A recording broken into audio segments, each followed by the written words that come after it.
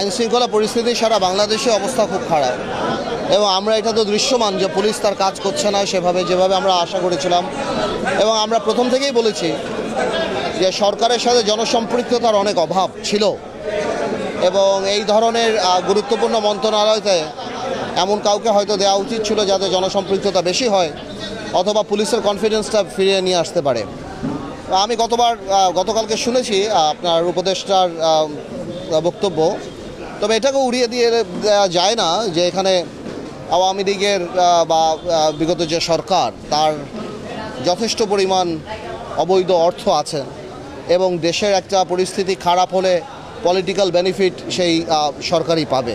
তো আমি সেটাকে উড়িয়ে দিচ্ছি না, আবার অ্যাট দ্য সেম টাইম আমাদের এই বর্তমান সরকারও যে 100% এফোর্ট দিচ্ছে বা সাকসেসফুলি কাজ করছে আমি সেটাও বলছি না। তো আমার মনে হয় যে আমরা আশা করি সামনে এই পরিস্থিতি ভালো হবে। আর আপনি যে ছাত্রদের নতুন দলের কথা বলছেন, গণতান্ত্রিক দেশে আমরা সব ধরনের দলকেই আমরা স্বাগত জানাই।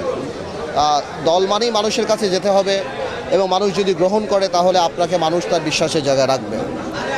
তবে এটাও আমি বলতে চাই যেহেতু এটা অন্তর্বর্তীকালীন সরকার, কোনো রাজনৈতিক দল যেন কোনো বেনিফিট না পায় যেটা অন্যান্য কোনো রাজনৈতিক দল পাচ্ছে না। হ্যাঁ, তো এই জিনিসগুলি মাথায় রাখতে হবে যে আমাদের সামনে যারা রাজনৈতিক দল নিয়ে আসছেন তারা যেন এই ধরনের কোনো অ্যাডভান্টেজ সরকারের কাছ থেকে না পায় যাতে অন্য রাজনৈতিক দলগুলির জন্য সেটা ইনজাস্টিস হয়।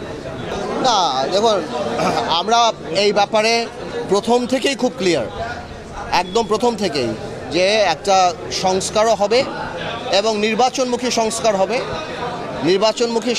হবে এবং যাতে করে দ্রুত নির্বাচন হয়।